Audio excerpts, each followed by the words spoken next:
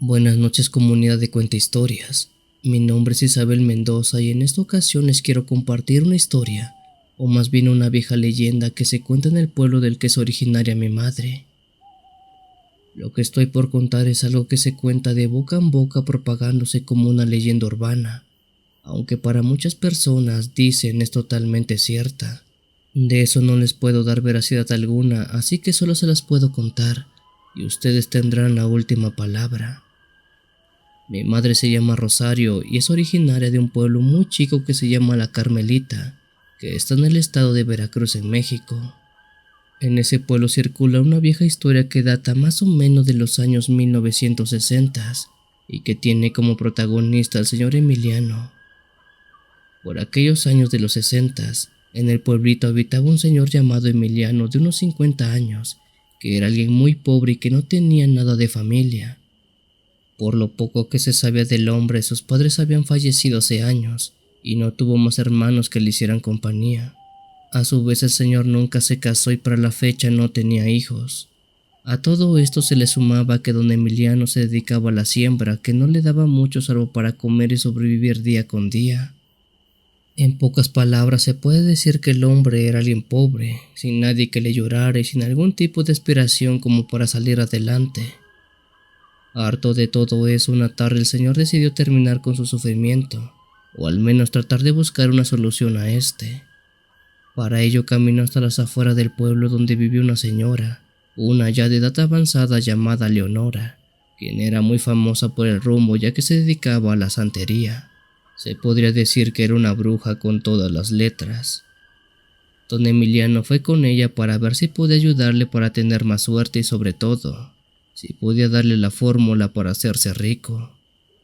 Doña Leonora tenía ya su fama por el rumbo debido a que por ese entonces, al no haber médicos generales por la zona, casi todos iban con ella cuando tenían algún tipo de padecimiento, es decir, algún tipo de enfermedad para que ella los ayudara.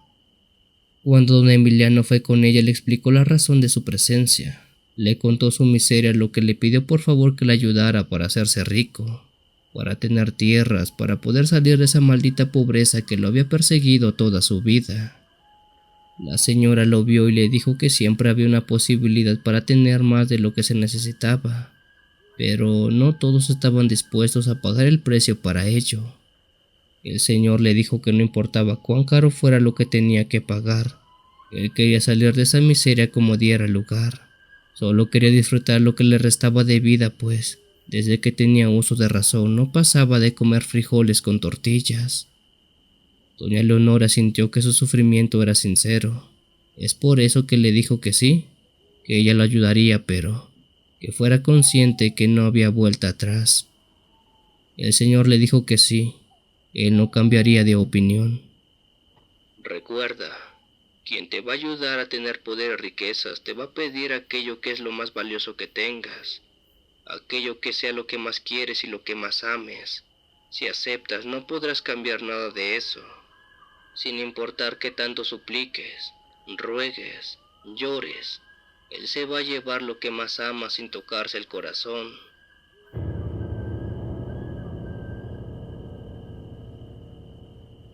Don Emiliano le dijo que sí, estaba dispuesto a pagarlo. Después de eso la señora Leonora le dijo que fuera a su casa, que esperara ahí 3 días y 3 noches. En la tercera noche sería visitado por una persona. Bueno, casi siempre se manifestaba como persona, a veces como animal, pero en su gran mayoría como ser humano. Este le tocaría su puerta y cuando la abriera sabría automáticamente que se trataba de él, con quien debería formar un trato. Con eso dicho, don Emiliano se fue a su casa y esperó el tiempo que se le indicó. Para la tercera noche, a eso de las 3 de la madrugada, sus 2 perros que tenía amarrados afuera de su choza empezaron a ladrar muy fuerte. El señor se levantó y casi al momento escuchó que tocaron su puerta. Don Emiliano se levantó de la cama y abrió la puerta dándose cuenta que quien estaba afuera era un hombre vestido con extremo lujo para la época. Era un hombre alto, de piel morena, de ojos cafés claros, cabello corto, vestido de traje y con zapatos muy brillosos.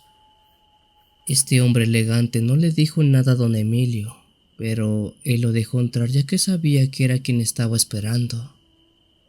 Cuando ese hombre de buen vestir entró no dijo nada, solo caminó hasta la pobre mesa de don Emilio y de su bolsillo sacó una hoja de color blanco arrugada, sucia, que no tenía nada escrito en ella. Don Emilio no sabía qué era lo que tenía que hacer, así que le preguntó qué procedía. El hombre apuntó a una esquina de esa hoja como diciéndole que escribiera su nombre, pero el señor no sabía leer ni escribir, así que no podía firmar.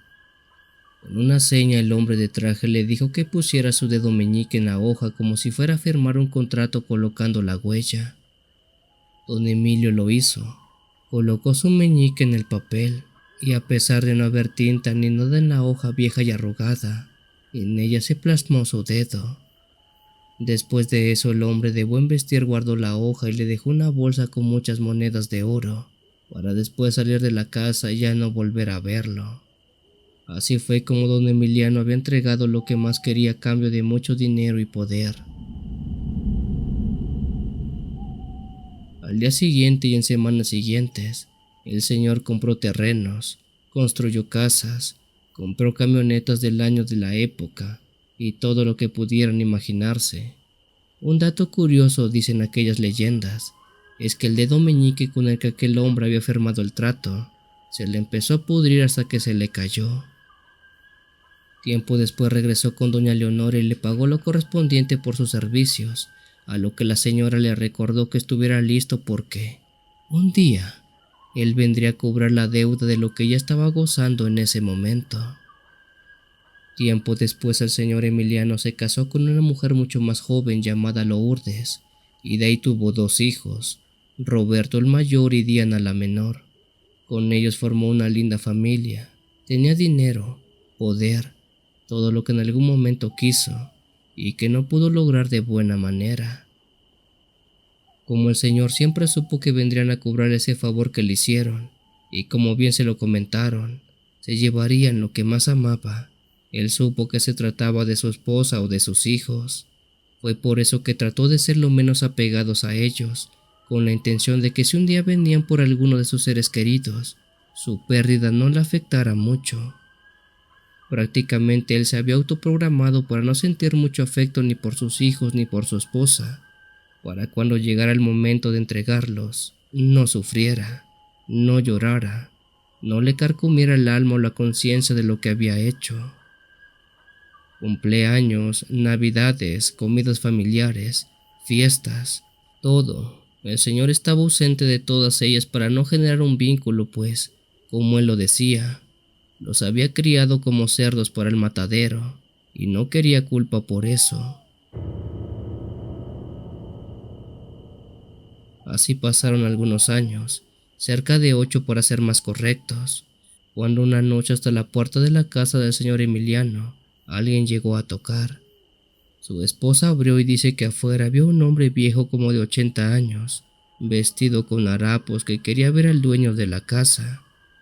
Ella rápido llamó a su marido, quien salió a ver quién era. Cuando don Emiliano vio a ese pobre hombre, dice que sintió un terror indescriptible, un miedo que no sabría cómo describir y eso era raro. Dígame, ¿qué busca a estas horas en mi casa? El anciano alzó la mirada y le dijo: Ya pasaron sus años que te hice un favor y vengo por mi pago. Don Emiliano llevó a ese anciano lejos para poder hablar tranquilamente, donde nadie los escuchara, pues aquel fatídico día había llegado. En casa están mis 2 hijos y mi esposa. Yo soy consciente de lo que te debo y que tengo que pagarte. No te voy a rogar porque sé que te los tienes que llevar. Solo te pido que quien te lleves, que no sufra, que no sienta dolor. Ahora dígame, señor, ¿a quién de mis familiares te vas a llevar? El anciano vio de arriba abajo a don Emiliano y le dijo algo que no esperó oír nunca.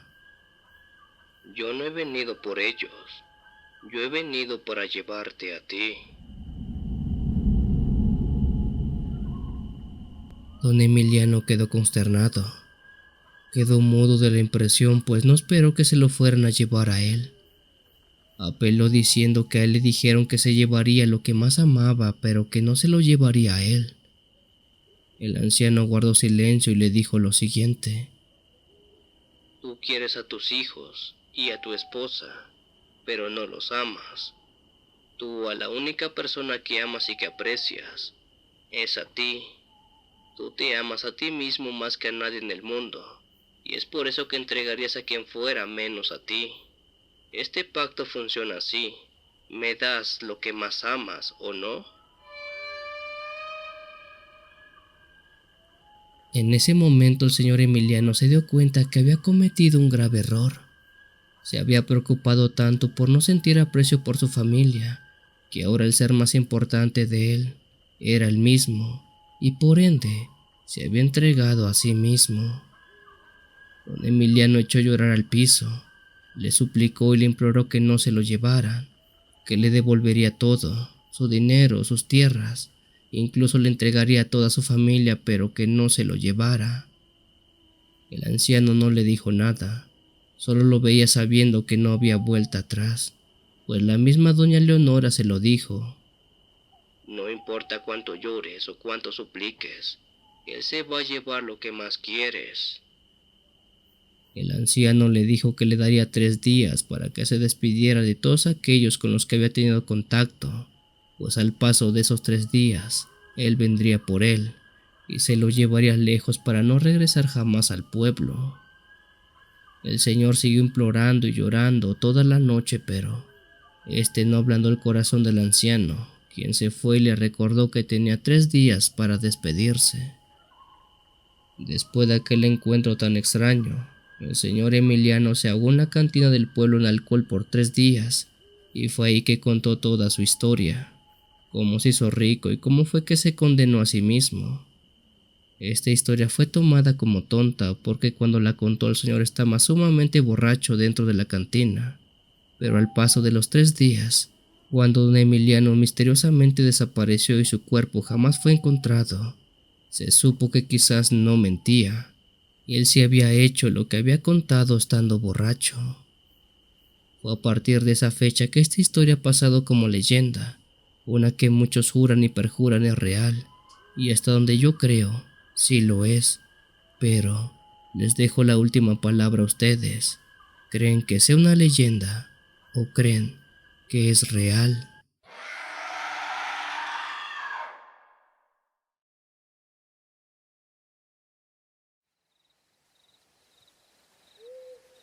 Yo soy originario de un pueblo que se llama Río Verde, que está en el estado de Chiapas, en México. Este poblado es muy chico, pintoresco como muchos que hay en toda la región. De ese lugar no hay muchas cosas que destacar. Quizá lo mejor de todo son las vistas del bosque verde que rodean todo allá afuera, pero de allá en fuera no hay más que ver. Aunque este lugar sí tiene algo que puedo decir, lo hace diferente al resto de los pueblos que están a la redonda. Y eso es algo que se cuenta hay en este lugar que en otros no. Mi tío Ramón dice que en el bosque que está fuera del pueblo hay una vieja casita hecha de madera y lodo que está abandonada desde hace mucho tiempo. Como tal, esa casa sí existe, ya que cuando yo era jovencito la llegué a ver cuando iba de paso a traer leña para la casa, aunque en su momento pensaba que era una casa abandonada y nada más que eso. Mi tío Ramón dice que esa casa pertenecía a una mujer que era una bruja, una que se llevaba a las personas del pueblo y que se las comía. Para poder comérselos prendió un fogón en esa casita, y en ella calentaba agua donde echaba a los atrapados para luego hacerse una sopa con ellos. Con el tiempo esa mujer la atraparon, la condenaron y la arrojaron al frío río con una gran piedra para que jamás saliera de ahí. Su casa quedó abandonada y con el paso del tiempo se cayó de la vieja que era. La cosa no termina ahí, pues se dice que hay gente que ha pasado de noche por aquella casa fuera del pueblo y que ve que aún está el fogón prendido y que una mujer se ve cocinando en aquel sitio, aludiendo que la bruja regresó o que ella nunca se fue. Una noche de luna nueva mi tío dice que venía regresando de un viejo que había hecho un pueblo aledaño, pero lamentablemente la noche lo atrapó. Para su desgracia cuenta que él pasó cerca de esa famosa casa de la antigua bruja. Para aún más mala suerte, en ese mismito momento, todo se nubló y comenzó a llover a cántaros. Como estaba tan fuerte la lluvia, a mi tío no le quedó de otra que buscar un refugio, pero lo único que tenía por el lugar era aquella vieja casa, ya que no quería quedarse debajo de un árbol porque estos eran muy peligrosos, y más cuando caen rayos. Cuando mi tío entró a esa casa, dice que desde afuera esta parecía cualquier ruina abandonada, paredes cuarteadas, techo vencido por la humedad y la maleza invadiendo el piso. Más allá de la historia que se contaba en ese lugar, mi tío no era alguien que se asustaba tan fácilmente, así que se sentó en la entrada y se quedó esperando que la lluvia pasara. Pero en ese momento, dice que sintió como una calidez que lo empezó a envolver. La noche era fría y húmeda, pero ahí donde estaba, por una razón extraña, todo estaba más cálido, como si una fuente de calor estuviera cerca de él. Extrañamente, mi tío se paró y se metió un poco más adentro de la casa, que era donde parecía estar ese calor. ¿Cuál fue su sorpresa cuando dice que observando dentro de la cocina, curiosamente estaba un fogón encendido que ardía con un resplandor de color anaranjado? Incluso el olor a leña quemada y algo más, algo rancio y dulzón, flotaba en todo el aire. Mi tío sintió un escalofrío, pero no quiso retroceder.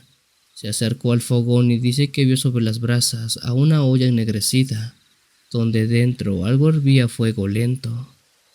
Intrigado de qué rayos podía ser eso, qué era lo que podía estar cocinándose, levantó la tapa con mucho cuidado, pero lo que vio, lo que sus ojos vieron, le dejaron la cara completamente desorbitada. Lo que vio dentro lo dejó sin aliento. No eran frijoles, ni caldo, ni carne. Era una mano humana, pálida y arrugada, que flotaba en el líquido oscuro con dedos que se desprendían del hueso. El fogón subió su intensidad como si alguien le echara más leña, y entonces escuchó un susurro de alguien que le habló muy cerca de él.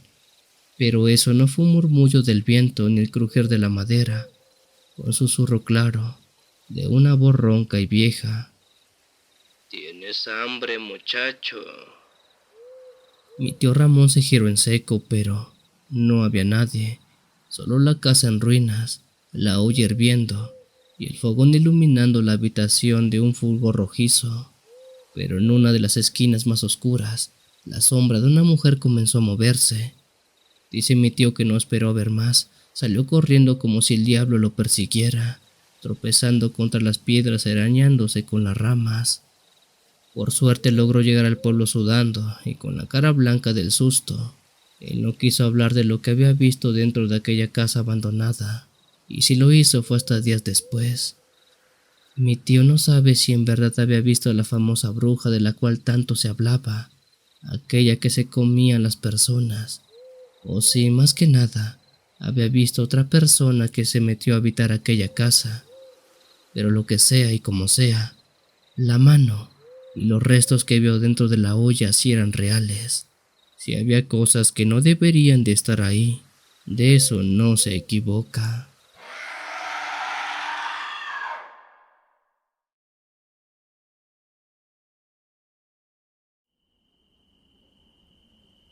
Esta historia me la contó mi abuelito Isidro y es algo que se comenta mucho en su pueblo de origen, que está en el estado de Chiapas, en México.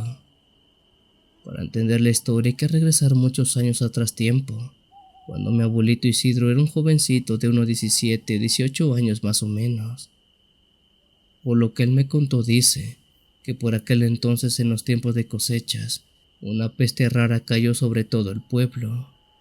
Aquello, por lo que recuerda en esa época, no parecía ser un problema de enfermedad común y corriente, era diferente.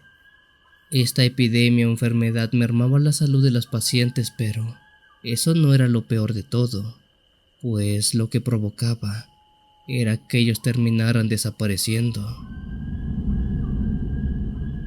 Así como lo escuchan, A quienes les daba esa rara enfermedad terminaban desapareciendo del pueblo así nada más. Mi abuelito Isidro recuerda que la gente de la nada se enfermaba. Los síntomas que tenían eran muy parecidos a los de una gripe común y corriente, a una gripe estacionaria, pero había una única diferencia que resaltaba en relación a una gripe cualquiera. Eso era que los que terminaban desapareciendo, en la parte de la nuca les aparecía una clase de círculo como un tatuaje de color negro, como marca distintiva. Después que las personas del pueblo se enfermaban, estos al paso de unos días terminaban desapareciendo sin dejar rastro alguno. Por más que se les buscaba, que se les cuidaba o que se les hiciera de todo, siempre ocurría lo mismo: terminaban por desaparecer. Era como si algo de magia o brujería se fuera llevando poco a poco a la gente de aquel pueblo. Un día estaban ahí y al siguiente ya no. Las casas estaban intactas, con platos servidos en la mesa, camas calientes y tendidas, como si hubieran salido simplemente a caminar, pero ya nadie vivía en esos domicilios. Al principio creyeron que era cosa de bandidos, que algunos se los estaban llevando. Como les dije antes, no había una sola razón que explicara cómo es que la gente desaparecía. Incluso dicen que llegaron a desaparecer familias enteras. Todas se enfermaban y en los días desaparecían como si nada. Mi abuelito juraba que en las madrugadas, cuando todo el pueblo estaba ya durmiendo, el viento traía voces apagadas como si alguien hablara muy lejos, como algo que parecía provenir de los cerros cerca del pueblo.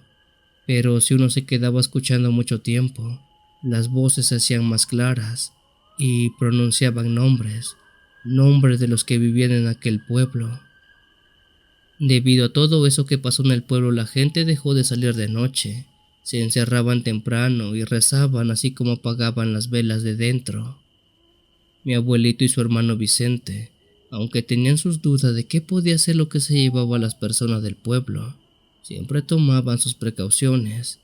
Acudían a misa, rezaban y atrancaban cada noche las puertas y ventanas para evitar que esa enfermedad, que para entonces era rara y que provocaba esas marcas, entraran y pudieran contagiarlos. Con el tiempo, algunos familiares de mi abuelito, como tíos y primos, también desaparecieron. Algo se los llevó. Eso provocó que tuvieran mucho miedo, pues sabían que en cualquier momento ellos también podían ser víctimas de lo que para entonces se decía era producto de brujería, más en específico de un dios prehispánico de la cultura Tzotzile, que se había enojado con la gente y se los estaba llevando uno por uno. Por el temor de todo eso, él se fue de ese pueblo con su familia, y hasta donde él recordaba, ese lugar quedó abandonado. El pueblo donde nació se fue quedando solo hasta ser un pueblo fantasma, uno que muy seguramente a día de hoy solamente queda en ruinas o ni eso.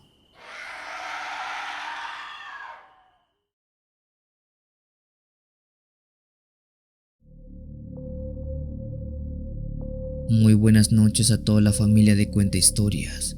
Mi nombre es Alejandro, pero la historia que les envío no es algo que me haya pasado a mí. Esto le sucedió a un buen amigo que tengo desde la infancia, quien se llama Oscar, y que tuvo una extraña experiencia mientras estuvo trabajando como doctor rural en una comunidad muy alejada. Hace unos 6 o 7 años atrás tiempo, a Oscar lo enviaron a un lugar llamado San Felipe de los Encinos, que está en el estado de Veracruz, en México. Por lo que me contó, ese pueblo era muy chico, donde tenían muy arraigadas ciertas creencias religiosas, si es que así se le puede llamar. La llegada de Oscar en ese pueblo no fue precisamente la mejor. La gente de ese sitio no lo quería, y no era algo personal que tuvieran contra él, sino la razón es que en ese pueblo a la gente no le gustaban los médicos en general. Antes de su llegada, varios médicos desertaron de trabajar en ese sitio debido a la hostilidad de los pobladores. La razón del por qué la gente de ese pueblo no le gustaban los médicos de la ciudad, según supuso Oscar, era porque ellos, para solucionar sus males, no recurrían a los doctores, sino que tenían más fe en la medicina tradicional hecha por los brujos del pueblo. Limpias, desataduras, purificaciones y ese tipo de cosas. Normalmente cuando había un problema de salud la gente, antes de ir con el médico, iban con los brujos y estos los curaban liberándolos de los demonios que según ellos los habían poseído, y eran ellos precisamente quienes les provocaban esos malestares. A pesar que en su gran mayoría la gente de ese pueblo era creyente de estas cosas esotéricas, había una que otra persona o familia que sí iba al médico, pues decían que había cosas que sabían era más por lógica que por fe. En el corto tiempo que Oscar estuvo en ese lugar, dice que los pobladores se dirigían muy poco a él, casi no le hablaban y eran algo groseros en general. A pesar de todo eso, él supo lidiar con todos aquellos problemas y quizás pudo haber seguido así por un largo tiempo si no hubiera pasado lo que pasó. Una noche dice que llegó don Cipriano, un señor como de 60 años, todo pálido y sudando frío. Ese señor era de los pocos que asistían al médico en lugar de ir a brujos y esas cosas. El señor fue a ver a Oscar porque decía que se sentía muy mal. Cuando el médico lo examinó, dijo que notó que este hombre tenía el abdomen hinchado y un dolor que no le dejaba respirar. Oscar lo revisó en su totalidad, pero dice que lo vio muy mal, siendo que le recomendara que fuera a un hospital más capacitado porque su malestar era propio de ser internado. Don Cipriano, usted tiene que ir a un hospital. Esto no se puede arreglar aquí. Necesita una cirugía. El viejito lo agarró del brazo con una fuerza que no vio venir y le susurró: No, doctor, aquí no podemos salir. Oscar se quedó pensando que el señor estaba delirando por sus malestares. Fue por ello que se acercó a su familia para decirles que el señor Cipriano tenía que ser atendido fuera del pueblo, pero su familia tampoco quiso que se moviera de ahí. Pero, ¿y qué van a hacer? Si no se lo llevan, se va a morir.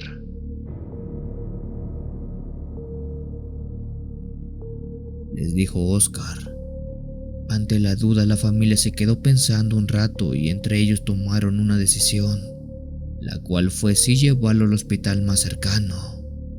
Al hombre lo cargaron para llevarlo a la camioneta y de ahí llevárselo al hospital más próximo, que estaba a cerca de 1 hora de camino. Los familiares del señor Cipriano le pidieron a Oscar que por favor lo acompañaran para que él les explicara a los médicos de aquel hospital qué era lo que tenía don Cipriano.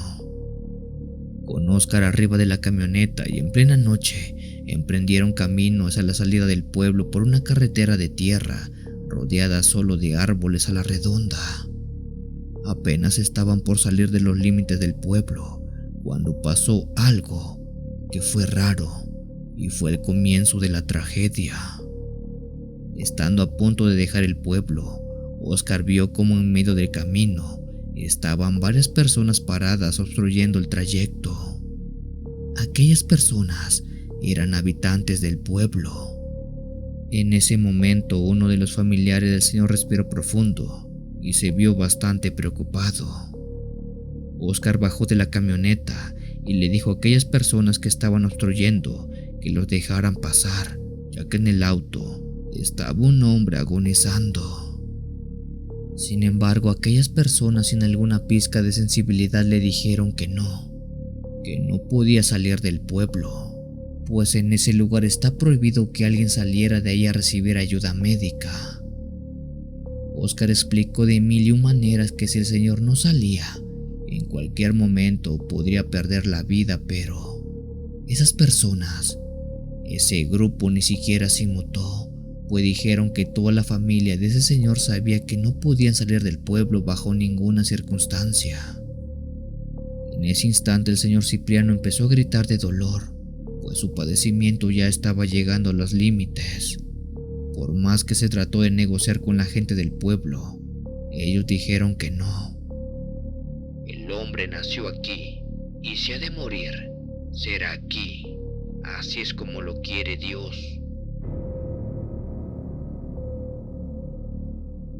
Aquella discusión no tuvo un buen final, pues tanto tiempo perdido hizo que dentro de la camioneta don Cipriano perdiera la vida. Con la cara llena de inhumanidad, aquel grupo de personas solamente dijo: Llévenlo a su casa para que lo velen y después que lo entierren. La razón del por qué don Cipriano no quería salir del pueblo era porque él sabía que en ese lugar no los dejan salir. Sus creencias eran tan fuertes que impedían que la gente recibiera atención médica.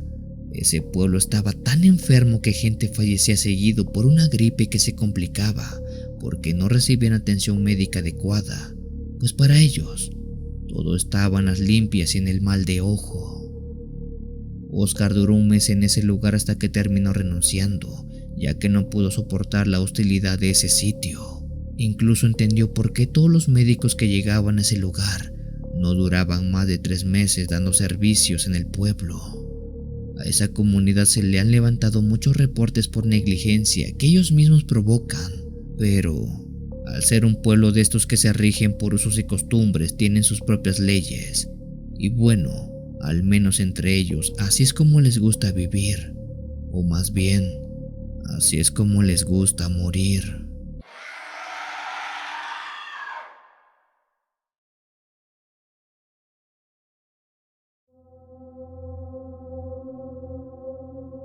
Hola a toda la comunidad de Cuentahistorias.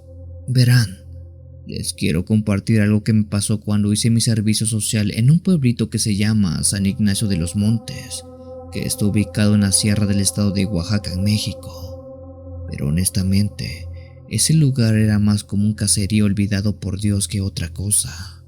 Con decirles que yo era el único médico en kilómetros, así que me tocaba atender todo tipo de casos.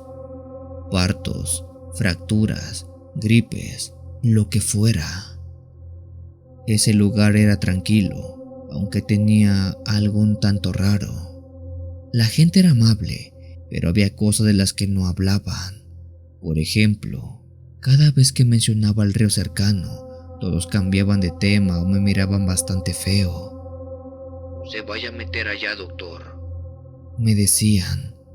Yo pensé que era porque no querían que me ahogara o algo así, pero no pregunté más, pues era un tema que a ellos no les gustaba hablar y a mí ya no me gustaba preguntar. Una tarde, después de un día pesado atendiendo a media comunidad, me fui caminando a mi casa.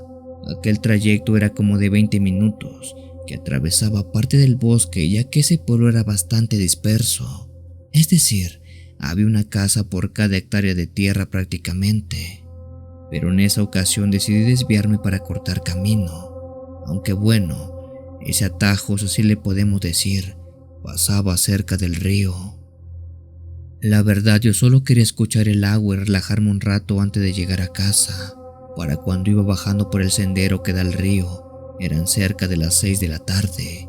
Aún no anochecía, pero estaba ya a punto de caer el sol y volverse todo oscuro. Seguía descendiendo cuando empecé a escuchar un ruido un tanto extraño para el lugar donde me encontraba, pues aquello se trataba de un llanto muy sonoro que resonaba por todas partes.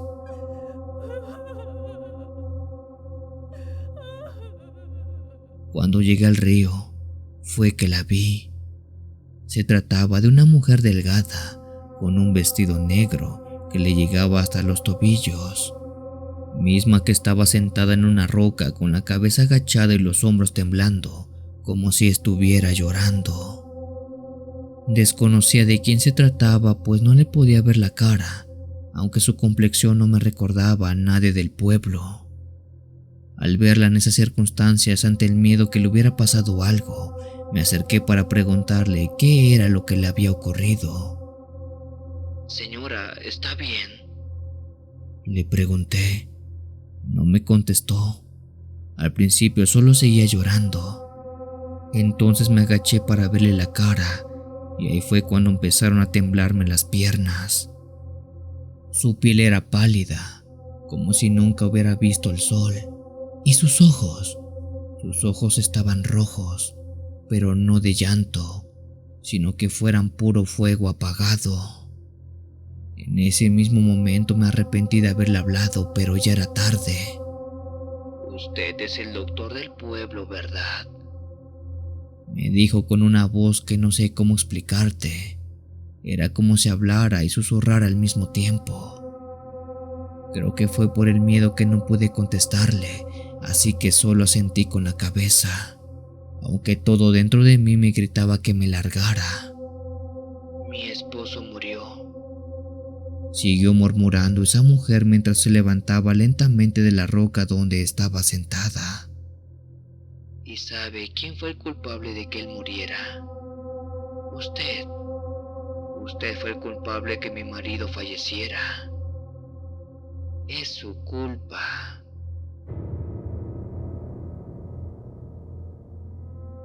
¿Qué? ¿Cómo?, le respondí, todavía tratando de entender qué demonios estaba pasando. Ella avanzó hacia mí y te juro que no sé cómo salí corriendo. Él confió en usted, doctor. Él esperó y usted nunca llegó.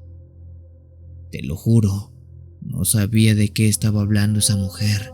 Jamás la había visto en el pueblo. Incluso traté de preguntarle quién era su esposo, pues yo no recordaba haber tenido un caso donde una persona falleciera, o al menos no lo recordaba, ya que yo sé que nunca dejé a nadie esperando. Traté de explicarle, pero ella solo me miraba con esos ojos que parecían quemarme. Venga conmigo, Me dijo. Quiero que vea dónde lo dejó morir. Ahí sí me paralicé, pero sentía que no podía negarme. Ella comenzó a caminar río abajo y yo como un idiota la seguí. El paisaje empezó a cambiar. Las piedras en el río ya no parecían piedras. Los árboles estaban muertos y secos, y el aire se sentía bastante pesado, como si estuviera aplastándome el pecho. Después de caminar unos minutos llegamos a una parte del río donde el agua estaba oscura, casi negra. Fue ahí que ella señaló algo entre aquellas sombras, algo que al principio no distinguí bien. Pero cuando me acerqué, vi un cuerpo flotando. Era un hombre hinchado, con la piel casi deshecha. Ella se giró hacia mí y me sonrió, pero no con una sonrisa normal. Era una mueca que me heló la sangre. ¿Lo reconoce, doctor? Ahí me di cuenta. No era que yo lo hubiera dejado morir. Ese hombre no era real. A ese hombre jamás lo había visto en toda mi vida, ni en el pueblo, ni en ninguna otra parte. Todo era un engaño. Traté de retroceder, pero me resbalé y caí al agua. El frío era insoportable y las manos de esa mujer me agarraron por los hombros como si quisieran hundirme. Para serles sinceros, no sé cómo, pero logré salir del agua solo para ponerme a gritar como loco y salir corriendo de ese lugar. Es más, ni siquiera recuerdo cómo encontré el camino de regreso, pero cuando llegué al pueblo lo hice completamente pálido y con la noche ya caída por completo. Cuando llegué, mucha gente me vio tan mal que me preguntó qué era lo que me había pasado. Fue ahí que les conté lo sucedido, siendo que un señor me dijera: Le advertimos que no fuera al río, doctor. Ella siempre encuentra la manera de llevárselos.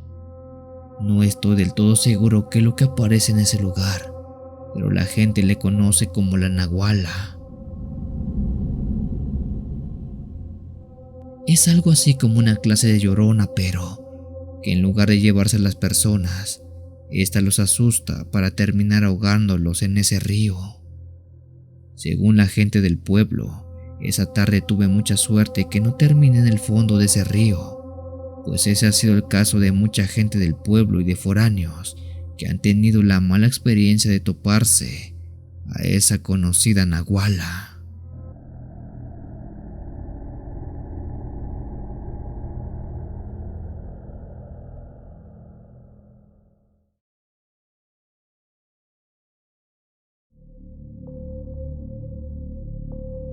Esta historia que les envío no me pasó a mí, sino a mi hermano Miguel Méndez, quien es médico general desde hace bastante tiempo.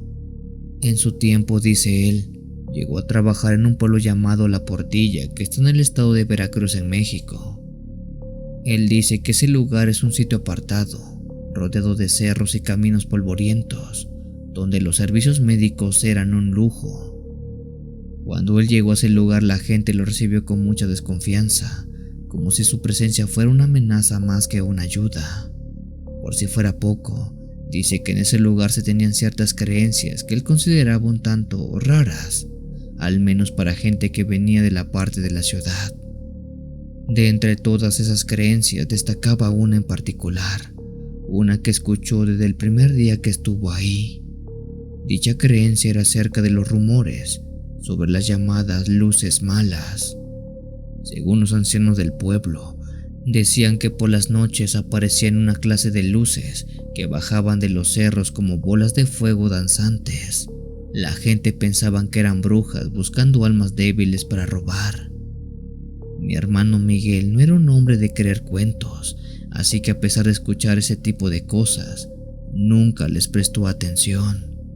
Sin embargo, una noche, mientras mi hermano atendía a don Julián, un hombre mayor con una alta fiebre, comenzó a escuchar un sonido extraño como un zumbido eléctrico. Al principio pensó que era su imaginación, pero cuando don Julián abrió los ojos de golpe, murmuró algo. Ahí vienen. Miguel sintió un escalofrío recorrerle la espalda. De pronto una luz intensa cruzó la ventana del consultorio dentro del centro de salud.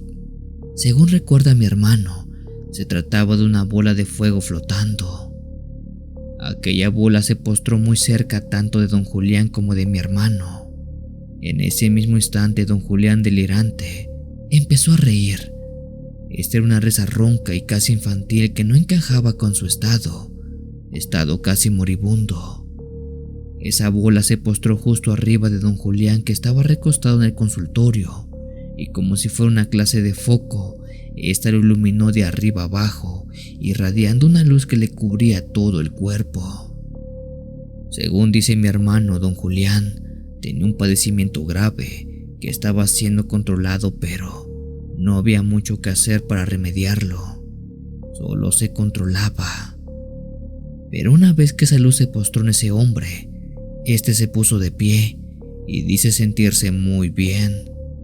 De manera sorprendente, en ese momento, esa luz salió disparada por la ventana y ya no se vio para dónde se fue. Don Julián se encontraba sentado en la camilla, respirando tranquilamente, como si nunca hubiera estado enfermo. La fiebre había desaparecido y hasta su piel lucía rejuvenecida. Los dos hombres estaban estupefactos, pues ninguno de ellos sabía qué era lo que había pasado. Mi hermano revisó a don Julián de cabo a rabo y dice que todo estaba bien. Su corazón, sus pulmones, su pulso, todo estaba bien en ese hombre. Ante la duda y la intriga de qué diablos había pasado, le dijo que viniera mañana para ver cómo seguía, en lo que él trataba de explicar lo que había pasado. Mi hermano vio cómo ese hombre salió como si nada del consultorio, como si estuviera completamente sano. ¿Cuál fue la sorpresa? Que justo al otro día se llegó la noticia que don Julián estaba muerto. Con una sonrisa espeluznante congelada en su rostro, su piel estaba completamente quemada, como si hubiera ardido por dentro. El caso de esa luz es algo que no se puede explicar, pues dice mi hermano que él vio varios casos donde una luz se postraba en personas, pero estas al día siguiente simplemente fallecían. Por mucho tiempo mi hermano dijo que, al igual que la demás gente del pueblo, pensó que se trataban de brujas, pero a últimas dice que eso tiene más parecido con casos ovnis, ya que lo que los quema es una clase de radiación. La cosa es que nunca supo bien qué era eso, qué era aquello que pasaba en ese pueblo.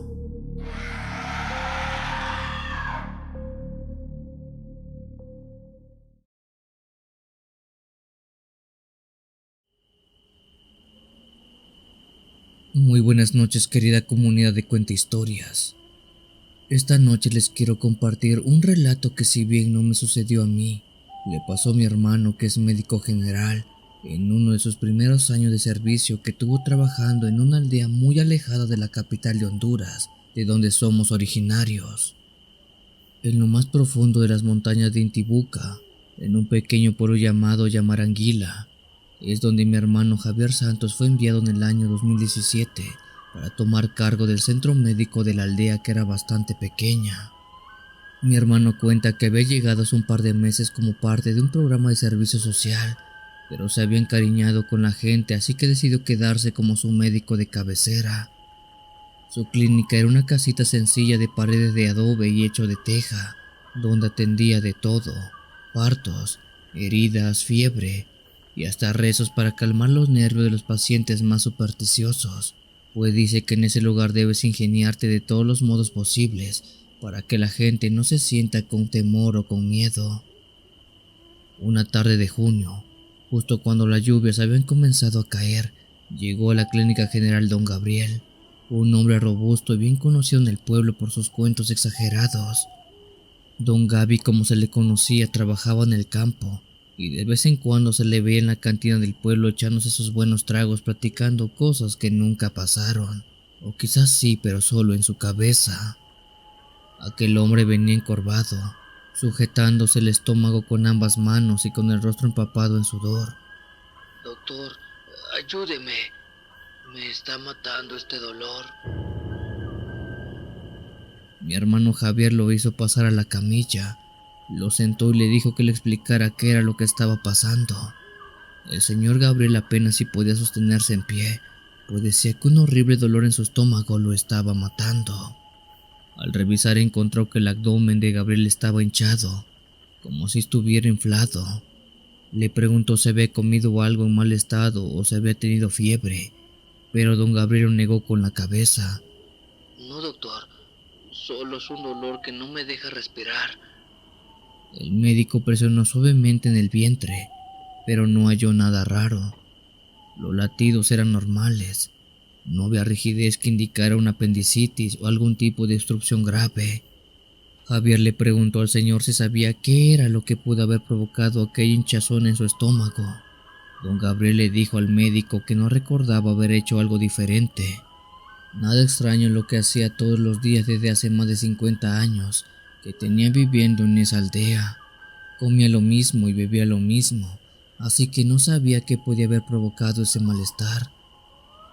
Al ver eso, mi hermano Javier no le quedó de otra que pedir un traslado para llevar al hombre a la capital, ya que en esa aldea tan chica no había instrumentos ni medicamento para que se le pudiera hacer algo más, ya que lo que el hombre tenía era propio de una especialidad.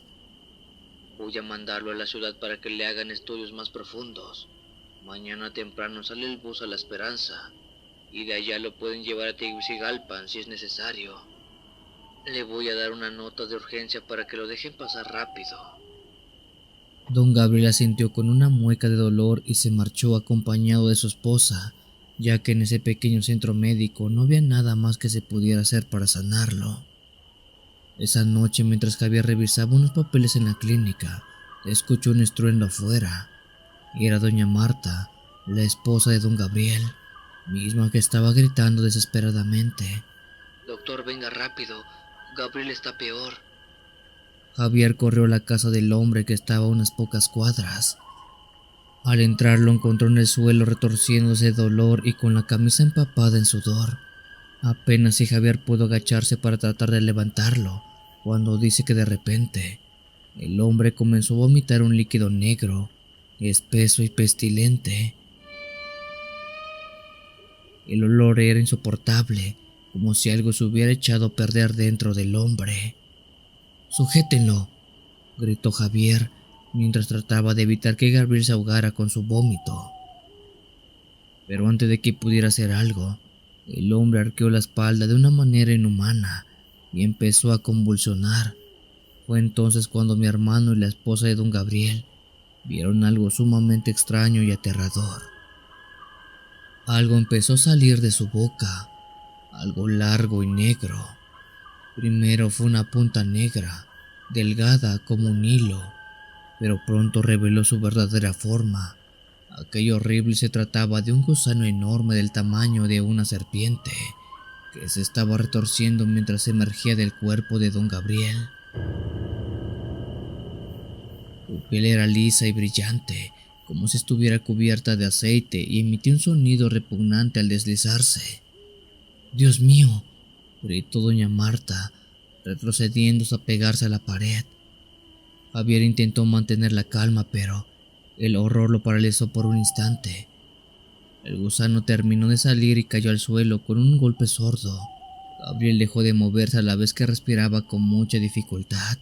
Mientras tanto, la criatura se retorcía y avanzaba lentamente hacia la esquina del cuarto. «Tráigame algo para matarlo», gritó Javier, buscando desesperadamente entre sus instrumentos. La esposa de don Gabriel encontró un machete y con un solo golpe partió aquel gusano en dos. Cuando el gusano murió, don Gabriel dejó escapar un gemido profundo y se desmayó. Javier se aseguró de que seguía vivo, aunque su pulso era débil. La habitación quedó en silencio, salvo por el goteo de líquido negro que salía del cuerpo del gusano partido a la mitad.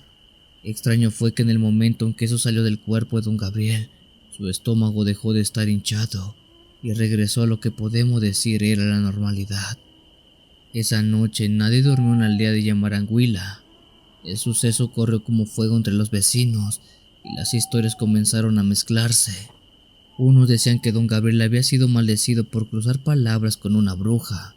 Otros decían que había comido algo que estaba embrujado en el monte. A la mañana siguiente, Javier organizó el traslado de Gabriel a la ciudad, y aunque seguía débil, el hombre logró sobrevivir. Sin embargo, nunca volvió a ser el mismo. Siempre evitaba hablar de lo sucedido, y si alguien le preguntaba, solo se santiguaba y cambiaba del tema. Javier también quedó marcado por esa noche. Después de aquello empezó a escuchar historias similares en otros pueblos cercanos, relatos de gusanos gigantes, de maldiciones y de cosas que no podían explicarse. Y aunque era hombre de ciencia, no pudo evitar pensar que en esas montañas había cosas que escapaban a su comprensión.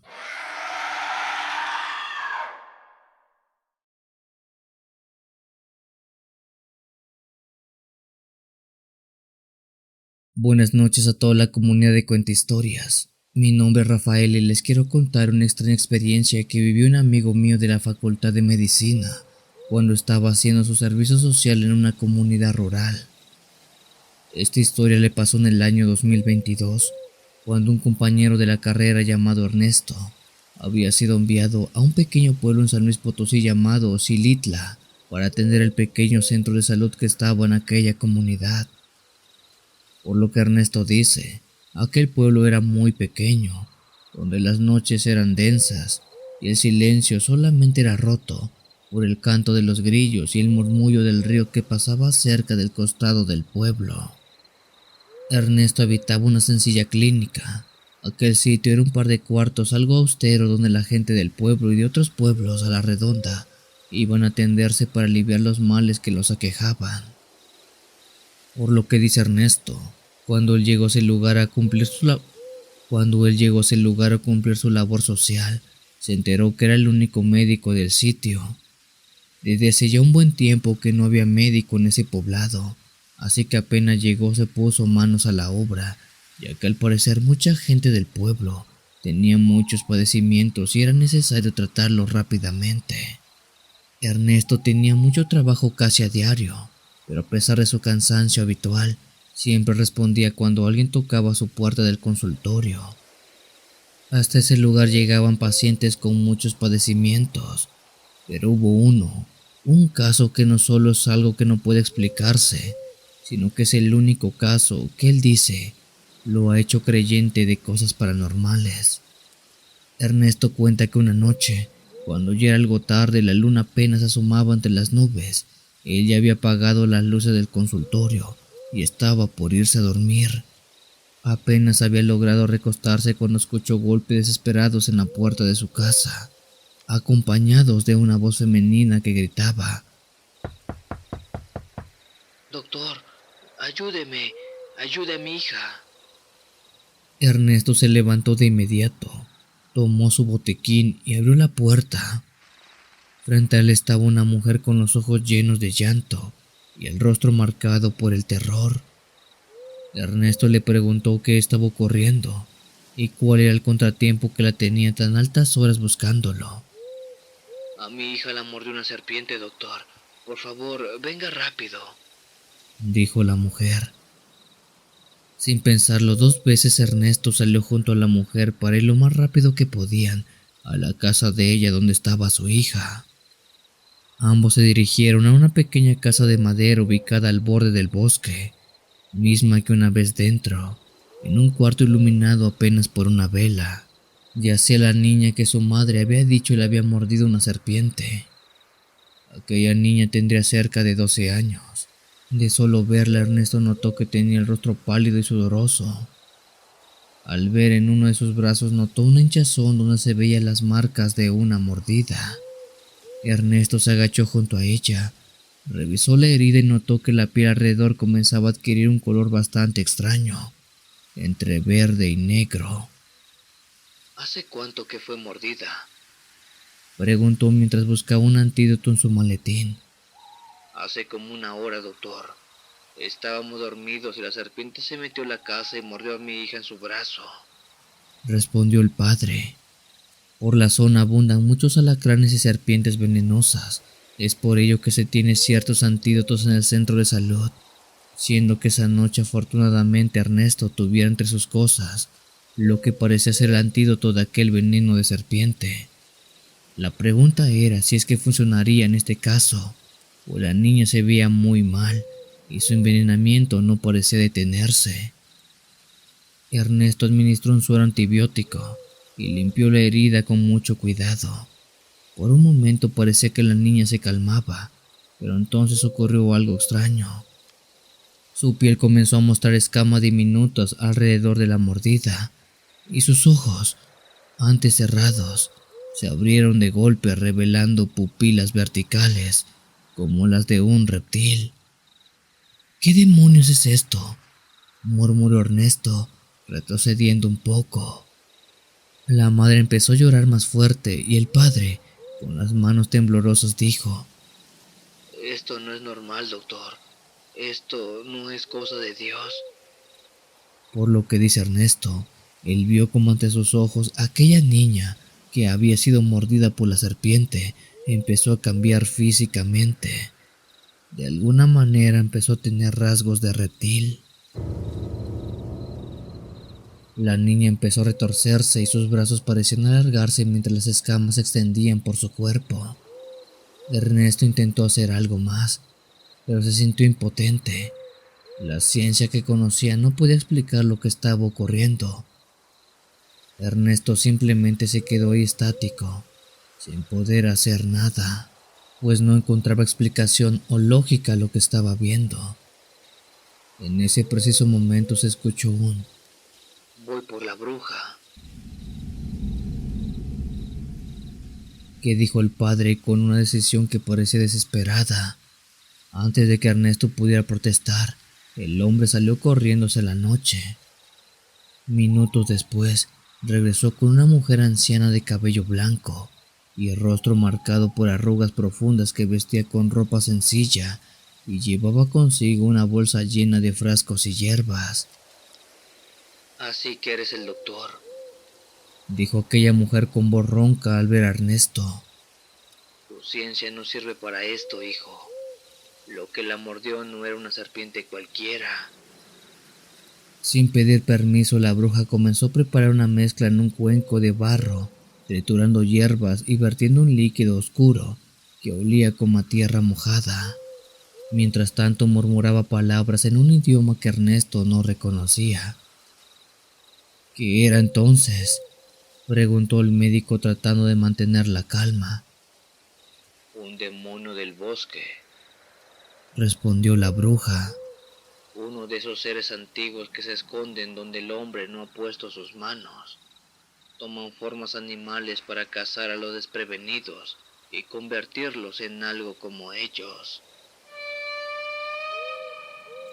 La bruja vertió la mezcla sobre la herida y luego recitó un conjuro, moviendo las manos sobre el cuerpo de la niña. El aire en el cuarto se volvió pesado y por un momento dice, sintió como si algo, una presencia estuviera en ese cuarto, pero no se veía nada más que los que ya estaban desde hace rato. En ese momento la niña gritó, con un sonido agudo y aterrador que no parecía humano, siendo que en ese preciso instante, poco a poco las escamas comenzaran a desaparecer y sus ojos volvieran a ser los de una niña normal. Cuando todo terminó, la bruja se levantó con dificultad. Estará bien ahora, pero tengan cuidado. Ese demonio sigue por ahí. Y usted, doctor, debería aprender que no todo se cura con agujas y medicinas. Esa noche, mientras regresaba a su casa, Ernesto no pudo dejar de pensar en lo que había visto, lo que había presenciado, pues eso desafiaba con todo lo que había aprendido en la escuela. Aunque la niña estaba a salvo, él sabía que el bosque guarda secretos que ni su ciencia ni su valor podían entender.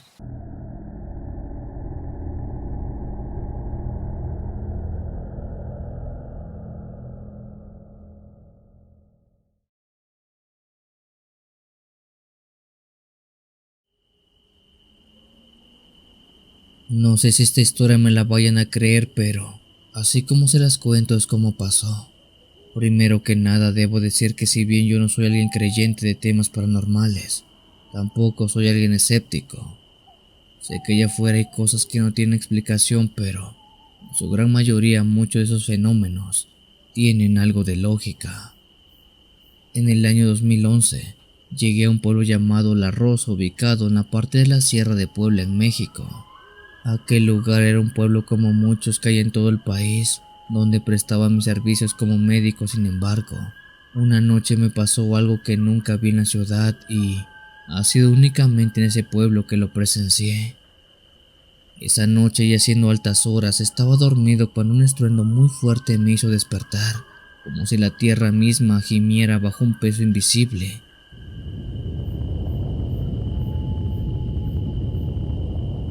Abrí los ojos aturdido y sentí el colchón vibrar bajo mi cuerpo.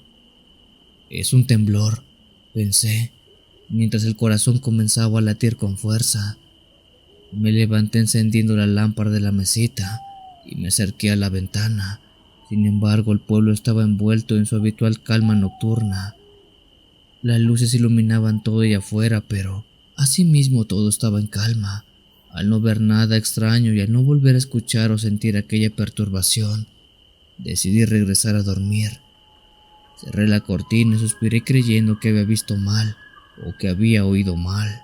Tal vez mi mente me jugaba una mala pasada, o tal vez la fatiga del trabajo comenzaba a hacer mella. Justo estaba por regresar a la cama cuando algo en el rabillo del ojo capturó mi atención. Esto se trataba de un brillo muy fuerte que empezaba a destellar en la parte del cielo nocturno de esa noche.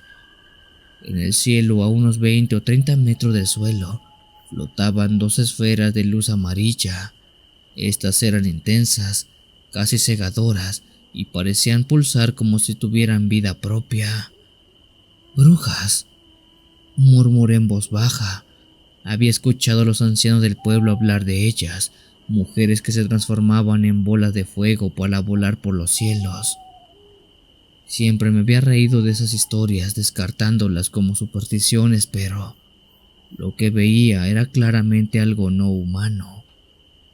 A medida que mis ojos se ajustaban al brillo, las luces dejaron entrever una textura extraña.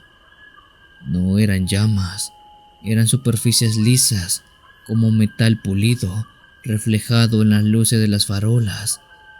El calor que esperaba sentir nunca llegó, y en su lugar, un escalofrío recorrió mi espalda. Eran demasiado perfectas, demasiado simétricas para ser algo natural, y entonces me golpeó una idea inquietante. No eran brujas, aquello era algo más, algo que no pertenecía a este lugar. Las esferas comenzaron a moverse, lentamente al principio, como si estuvieran explorando todo el terreno. Mi corazón latía con fuerza y por un instante pensé en salir de la calle acercarme para confirmar lo que veía, pero mis piernas estaban ancladas al suelo, inmóviles. De repente ambas esferas ascendieron al unísono. La velocidad con la que lo hicieron fue imposible de creer. Un instante estaban ahí, y al siguiente eran un par de puntos diminutos que se desvanecieron en el cielo estrellado. Me quedé en la ventana mirando el vacío, tratando de procesar lo que acababa de presenciar. ¿Qué eran esas cosas? ¿Por qué aquí, en este rincón olvidado del mundo? El silencio volvió a cubrir el pueblo como un manto. Cerré la ventana y me dejé caer en la cama, incapaz de apartar las imágenes de mi mente. Esa noche no dormí, y las historias de los ancianos resonaron en mi cabeza como un eco. Quizás no eran brujas, pero algo estaba claro. Había fuerzas en este mundo que no entendemos, y yo me acababa de cruzar con una de ellas.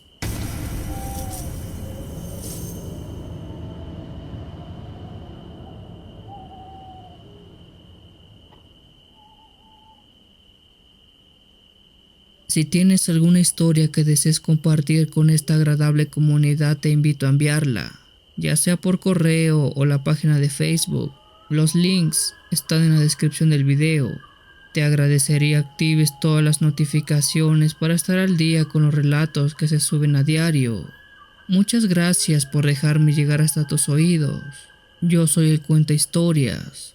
Te deseo una linda y oscura noche.